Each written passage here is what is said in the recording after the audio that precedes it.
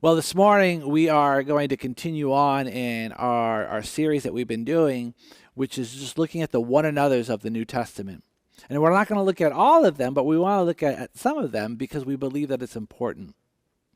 Now, I know this is hard because you think like this is so odd. Like, why would you do a one another series when people are in other places where we can't do a lot of the things that you're saying? I go, well, that's actually the lie, right? That's lie. And actually, I submitted to you even the first week. I think actually the one another's of the Bible are more important now than maybe even when we're back together, because this takes more work.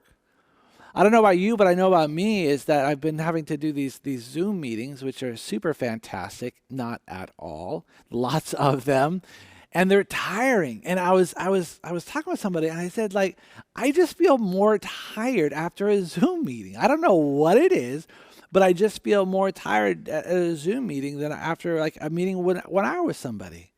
And I was actually reading some articles that says, yeah, that's actually a thing. Because your brain is actually having to process so much more information with body language, with context, with how things are going, where if you were actually in person with one another, your brain would just be naturally doing it. It wouldn't have to be working so hard.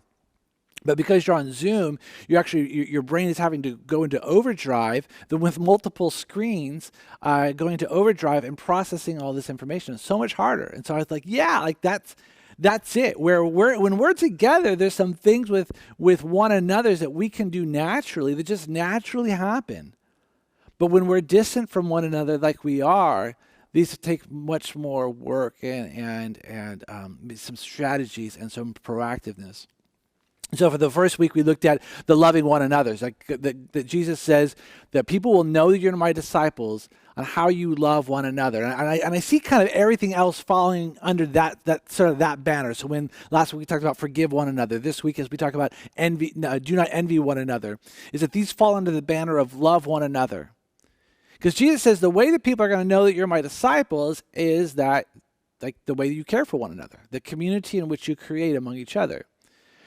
Before Jesus died, the way that they would know that they were his disciples, that people would see Jesus and then they would see his disciples. So basically wherever Jesus was and the people that were with them, those were his disciples. But in his departure, he says, there's something new. A new commandment I give to you, that people will know who you are by the way you love and care for one another. So the way we treat each other in the church says something about who we believe God to be, that our community should reflect our theology, that the way we care for one another should actually reflect what we believe true to be about God.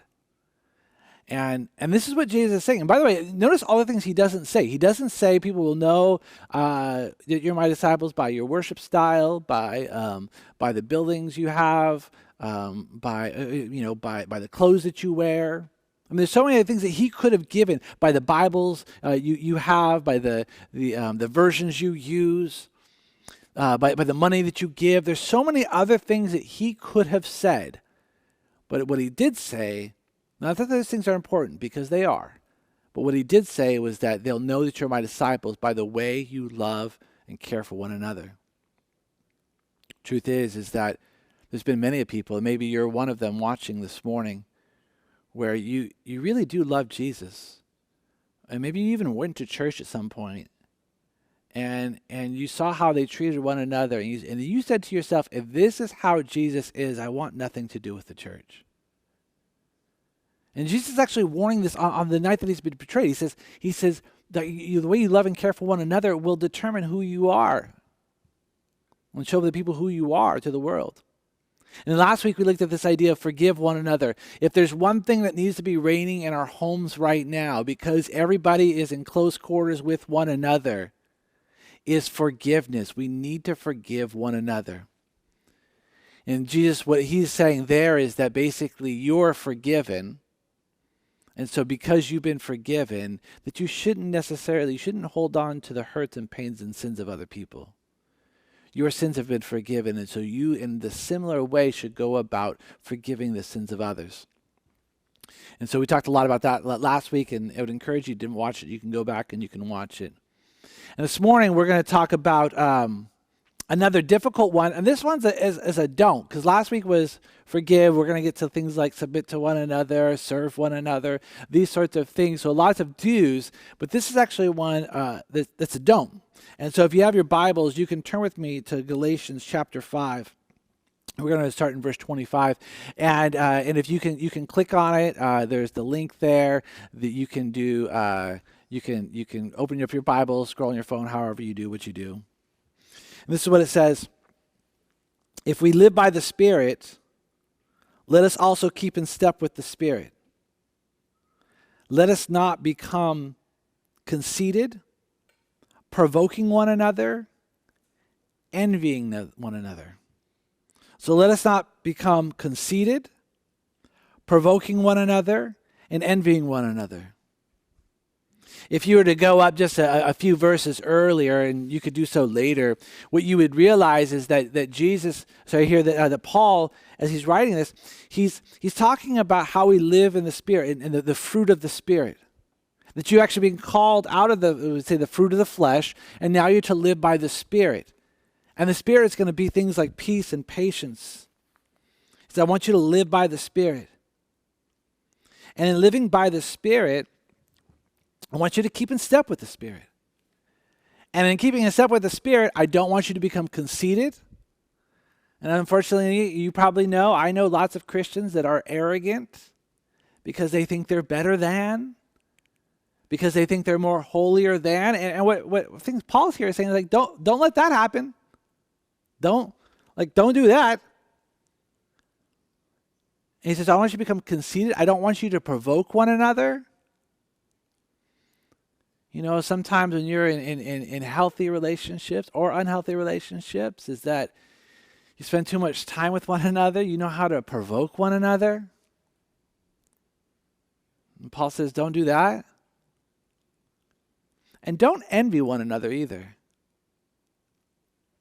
That's the problem. This place of envy. Because it's everywhere you look. Have you ever thought to yourself, something good happens to somebody else? They get something nice, something good happens to them. And you think to yourself, the first thought that comes to your mind is, it must be nice. It must be nice. You don't celebrate with them. I mean, you saw on the outside, of course you do. Or maybe you do say it outside, like, it must be nice. But you don't. Your first thought is, it must be nice. The problem is we live in this world of envy. And envy, as I define it here, is this: it's a desire, typically a desire that's resentful and spiteful, but it's a desire for others' traits, status, abilities, and or situation. You want what they have. And the more you want what they have, the less content you are with what you have. And so as you see it about and you just begin, and the hard thing is sometimes you can't even control this, right? You just see it and you go, but that's what I want. And why did they get it? And why didn't I get it? I work harder than them. I've been here longer. Right? Which actually probably moves back to the conceitedness that he says don't do. And the problem is that it's nothing new. Actually, we see it all throughout the Bible. Actually, and the things about the Bible is I love because one, it's old, but it tells me that humanity hasn't changed very much. We see envy with Cain and Abel, right? Abel's offering was acceptable to the Lord, Cain's wasn't. And actually, God comes to Cain and says, "Be careful, Cain. Be careful. Sin is crouching at your door, ready to pounce." You know how Cain responds? Abel's got a better offering. I'll take care of that problem. I'll kill Cain. That's what it says that kill Abel. He rose up and killed Abel. We see it with Cain and Abel. We see it with Jacob and Esau. Jacob had the birthright, although was technically the younger son, who had the birthright because of what God had promised beforehand. And Esau wanted it, and Esau was trying to lie, cheat, and steal. We see it with Joseph and his brothers. That Joseph seemed to be more loved than his other brothers, so his brothers had a way of getting rid of him. They just said, "Well, if we want what you have, we want our father's favor, so we'll just get rid of you. We'll just sell you into slavery." David and Saul. See, there was King David, but before there was King David, there was King Saul. And King Saul, although at first liked David, he began to grow envious of David. And David was a great warrior. And so people would sing the songs, and they would say, "Oh, Saul kills 1,000, but David kills 10,000s. David's better." Saul's response: how do we take care of this problem? Kill David. It's also with Peter and John. We see Peter and John kind of like in competition with one another. And so we see this throughout the Bible. And it's not just the Bible, right? I mean, you think about all of the stories that engage us. And sometimes there's some sort of element of envy that's going on in there. I think about Snow White, right? You have the evil queen. Mirror, mirror on the wall, who's the fairest of them all? Ah, there's one fairer than you. It's Snow White. Notice the evil queen. Now, it should be it should not surprise you considering her name is the evil queen. But notice her response is like, you know what? Good for Snow White. Good for Snow White for being the fairest of the land. Hey, I had a good run. It was a good run, but now that Snow White's in, like, good for her. No, what's the answer? Kill Snow White. You see, this has been a problem with envy. It's been around for a very long time. And our world is saturated in it. I mean, I think about like our economy is built on it, right? I mean, part of even consumerism is that it requires you to be envious of the possessions of other people, that you need more, more, more. You know, you're fine with your car until you see somebody else driving their car.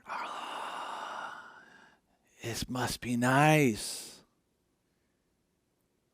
You know, you see it in your jobs, right? Somebody else gets the promotion. Or you're fine with your salary. You're like, I'm content with my salary until you find out what somebody else is making. And you go, how are they getting paid more than me? Or if your boss came to you and said, we're going to give you a 10% raise, you'd be pumped until you found out that your coworker got a 15% raise. What's up with that? What's up with it? Must be nice. So it's all over our world. It's in our neighborhoods. It's in your neighborhood, trying to keep up with the Joneses. You see what they have. You think to yourself, how'd they get that car? How'd they afford that car? How can they live in this neighborhood and afford that car? How can they have those things? You see how big the TV is? You go over to their houses, right? And it doesn't help that part of this is we're trying to create envy in other people. We actually sometimes are showing off our stuff so that we are actually cultivating envy in other people. So not only are we envious, we're actually encouraging other people to envy us because there's something that feels good when they envy us. So it's true in our world, it's true in our neighborhoods, it's true in your homes, right? Some of your children, they don't feel like they're as good as the other children in the home, their siblings. Why can't I be as smart as? Why can't I be as fast as? And you see them. And you try to tell them, like, you need to be confident in who you are and who God's created you to be. And yet you are doing the exact same thing. Or like one kid will be playing with the toy. The kid doesn't want the toy until the other kid starts playing with it. All of a sudden it's like, that's my toy, that's my toy. And you may even as a parent be like, you weren't even playing with that toy. But I want to now. Why? Because you know what's going on, right? You only want it because the other kid has it. And you go, whose child are you? I'll tell you whose child they are. They're your child. They're taken after reflection of you. It's just, this is how we are. So it's in our world, it's in our neighborhoods, it's in our homes. And actually, the only thing that has made it even worse than this is then social media, which has absolutely added gasoline and kerosene to the fire. They did a study back in 2014. They did a study where they basically were checking people's moods after spending time on social media. And they found out that after either scrolling through Facebook or things of the nature of social media, is that their moods were very, very worse off than they were before. And interesting, when they were surfing, when they spent the same amount of time surfing the internet, just through news stories or through other things, is that there wasn't such the decline in the mood as it was with social media. And you go, why? And you go, well, I'll tell you why. Because before social media, I could just envy the people at the job. I could just envy the people in my neighborhood or my home. But with social media, what it does is it blows the doors off with envy, right? So you can just scroll through, and what you're going to see is for the most part, the best part of everybody else's life. And you just, have you ever scrolled through Facebook and just go, must be nice, must be nice, must be nice, must be nice. I wish I was there. I wish I just got that. I wish I had, I wish, we had a kid, or I wish that we had that car, or I wish that I just got that job. And then somebody complains, you're like, they're just a complainer. But, I wish. And so I go, thanks social media. Before I just used to be like, just here. I had an envy problem of here, but because of social media now, it's all over. Like the envy is viral within me. The envy is viral within you. And Paul, but he's writing to Christians, and so this is a problem. He goes, it's a problem even within the church. We envy people in the church, we envy people outside of the church. He goes, but there's an envy that's happening inside the church. He goes, don't become envious of one another. You guys are going to be at different places in your life. Some of you are going to be more mature than others. Some of you are going to have different gifting than other people. Some of you can sing. Some of you can't. Last week I was live at the beginning of the video, and you guys, Pastor Josh can't sing. Like, yeah, no, I knew that though. But sometimes I'm envious of those who can, right? Or so we there's this envy that creates in the church, and the problem sometimes even within the church is then God's brought into that. Like then it's like, God, why did they get to? Why did they? And so even as a Christian, you're envious of people inside the church and the people outside of the church. And so what do?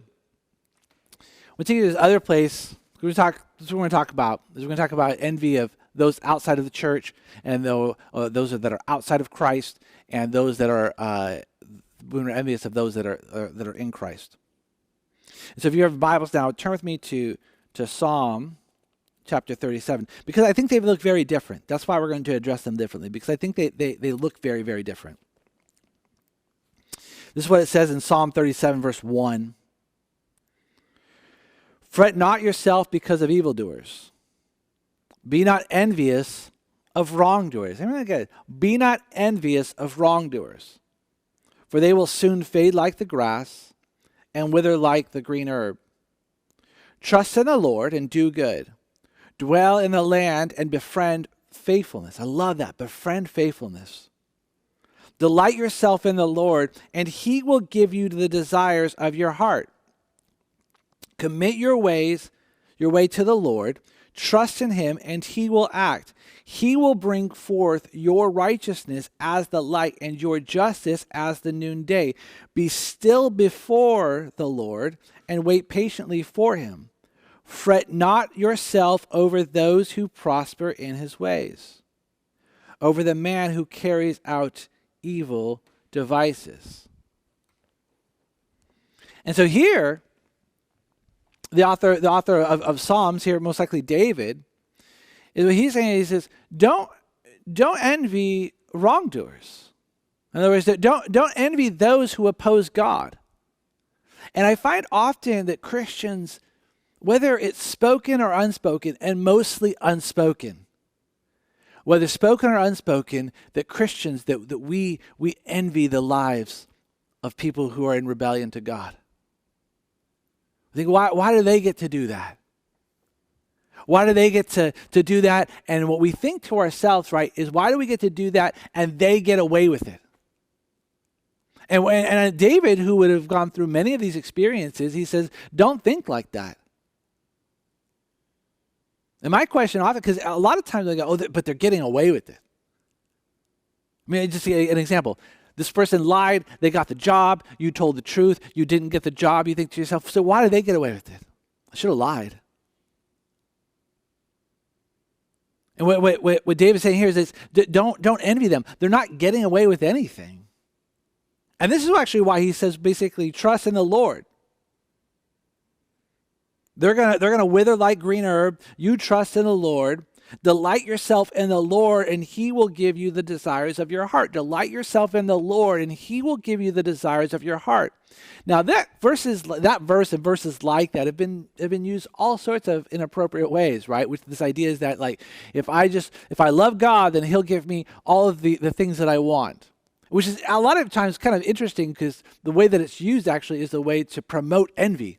Man, I really want that car because my friend just got that car. And if I love the Lord enough, then he will fulfill my envious desires. I go, no, not what he's saying, not even close. It says that you desire God and God will give you those desires. You desire God, and guess what you're going to get? Him. You desire the things of God, and guess what you're going to get is Him. I think a lot of Christians sometimes think that the mature Christians long to do the wrong thing, but then choose to do the right thing because they know it's the right thing. And I go, maybe, but I think that the part of the Christian journey is to long to do the right thing and then to get to do it. I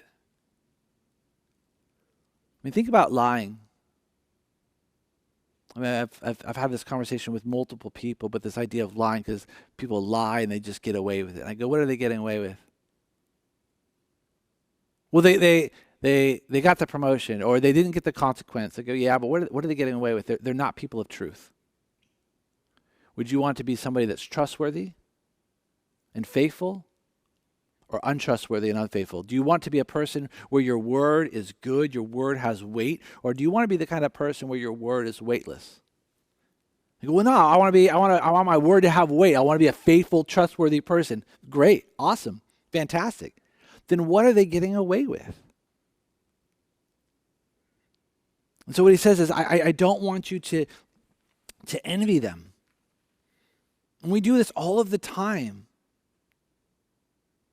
It's because our hearts long for something that's not of God. Commit your way to the Lord and trust Him. He will act. He will bring forth your righteousness as the light and your just as the noonday. Be still before Him. This is the whole thing. Be still before Him, and that you wait. You wait on Him.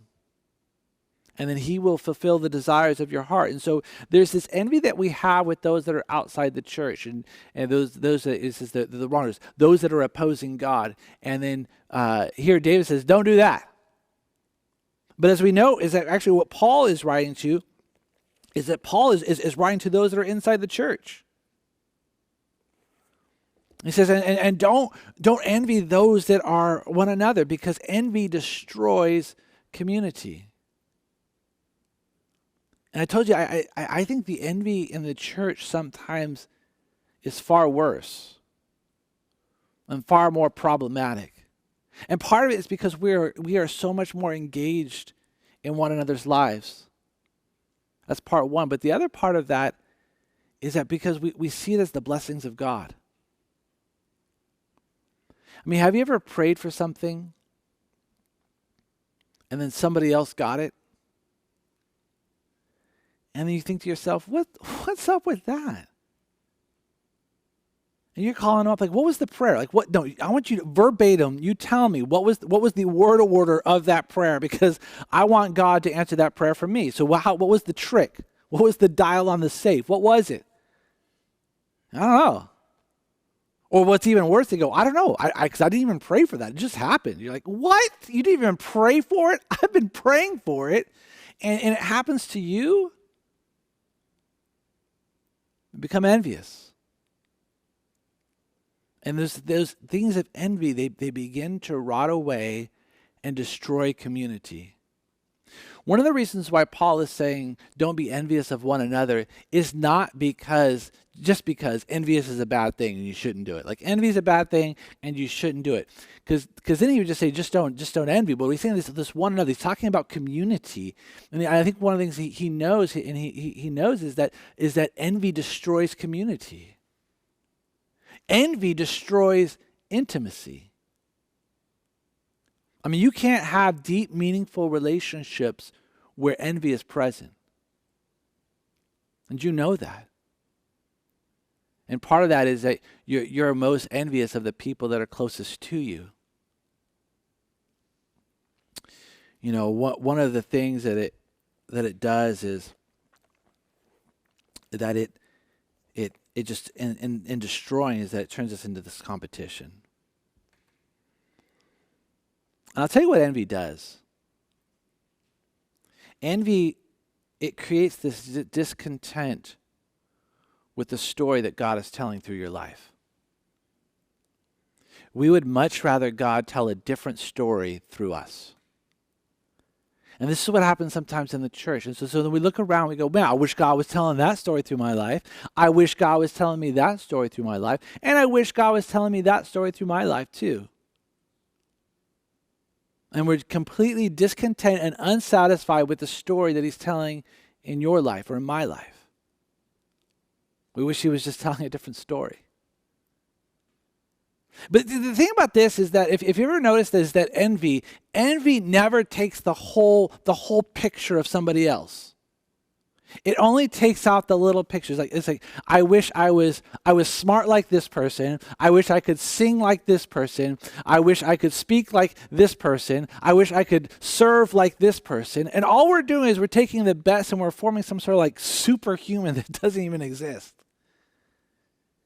Did you notice that we never envy like the difficult things? We never envy the troubles and the turmoils. Has everyone ever come to you and said, I've been diagnosed with cancer, and you've thought to yourself, must be nice. I just wrecked my new car. Must be nice. My kid ran away. Must be nice. No. You don't do that. I don't do that. Which tells me that we're only envious of other people's peaks, but we never are envious of their valleys. You see what I'm saying is that all we want are their peaks. Peaks, these peaks.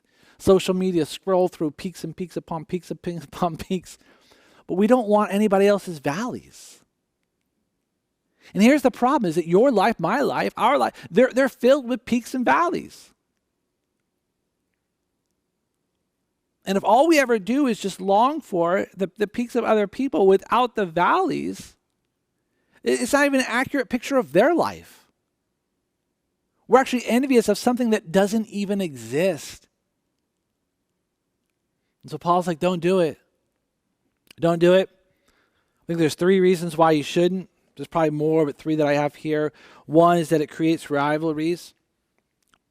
It puts people in competition with one another. Have you ever been in competition with somebody you didn't, like, they didn't even know it?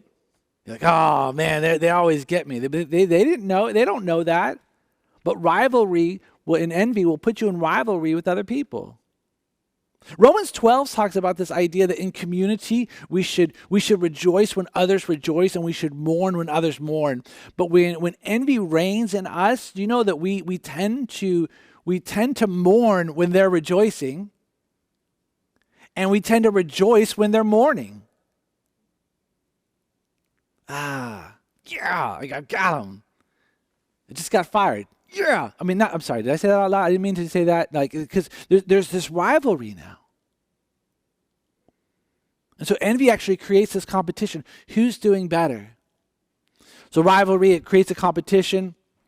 2, it causes you to make horrible, horrible decisions.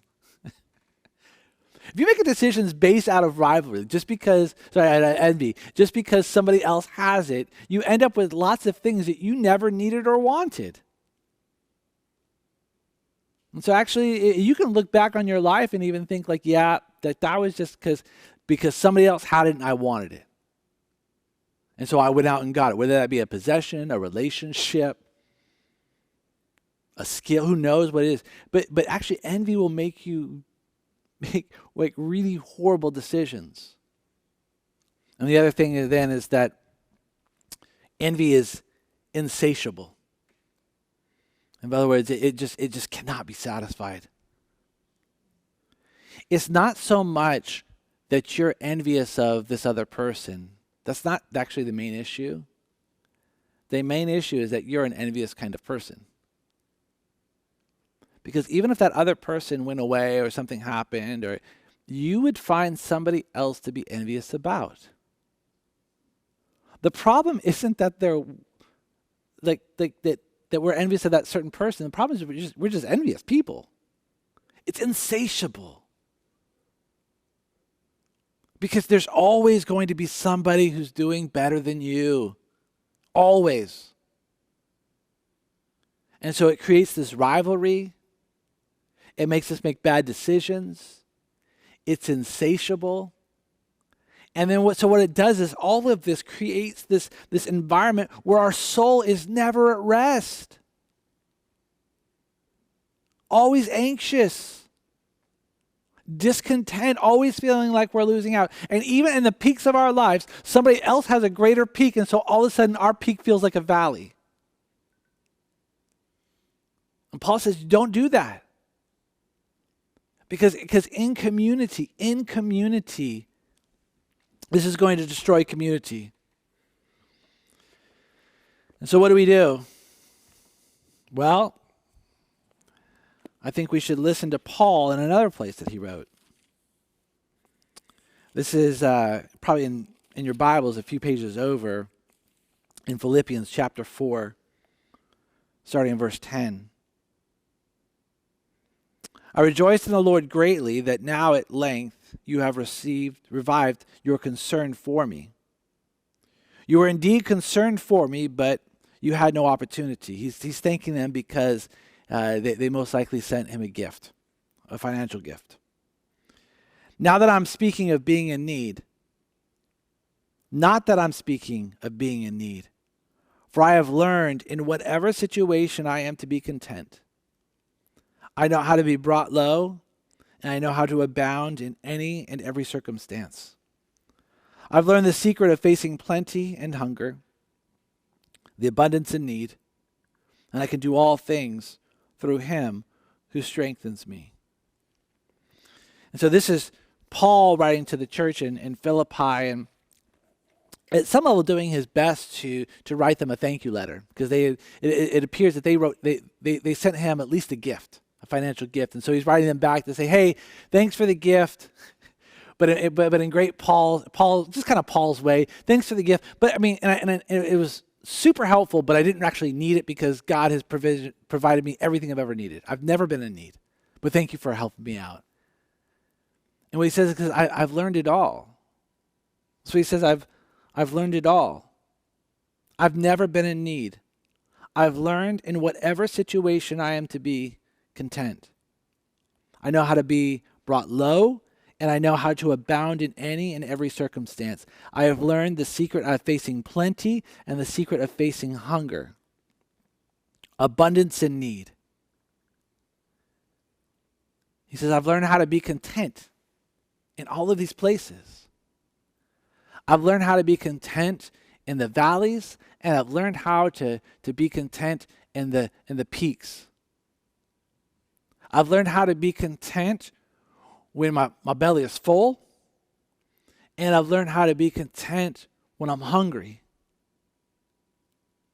Now you may or may not know this, but Paul is actually writing this from prison, from jail, from being like locked up. He can't go out. And this isn't because there's a virus going on, just because of his, but it's because of his connection to the gospel. And actually, earlier, he's like, I would like to come see you. I would like to come see you, but I can't because I'm in jail. And I think about Paul in jail and being hungry, or in places where he was full, or places where he was cold, or in places where he was shipwrecked. But in this place where he's writing to people who are decently free, and how does Paul not think to himself, God, what are you doing? Like, why am I here? Why am I here locked up when they get to go be free? Do they pray more? Are they more faithful to you? Are they better preachers than me? What's the deal? But it appears as that that's not Paul's thought. Paul's thought is that I've learned contentment everywhere I've been.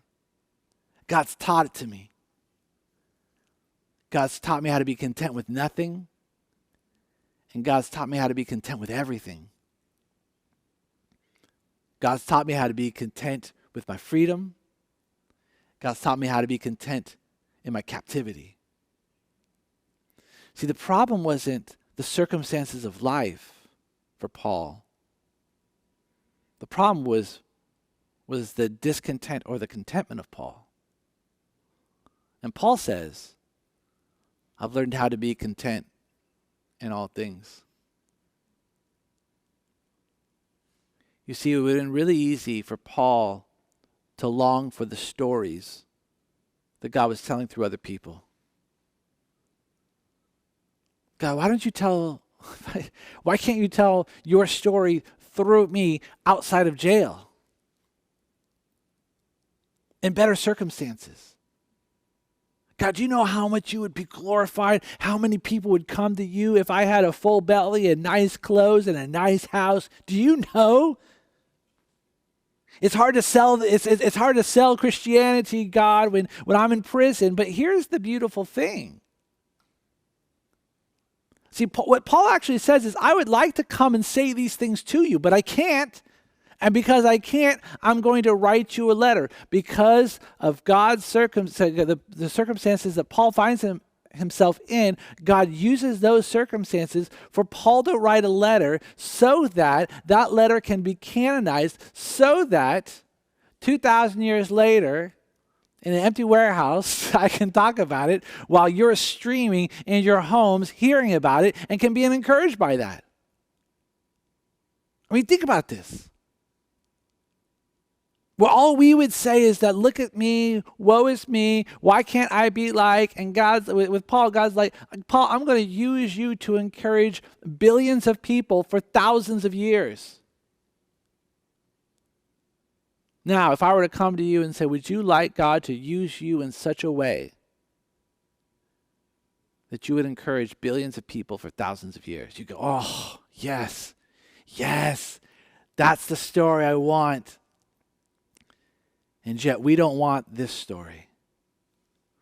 You don't want your story. And so you become envious of other stories, in the process destroying any sort of intimacy you would experience.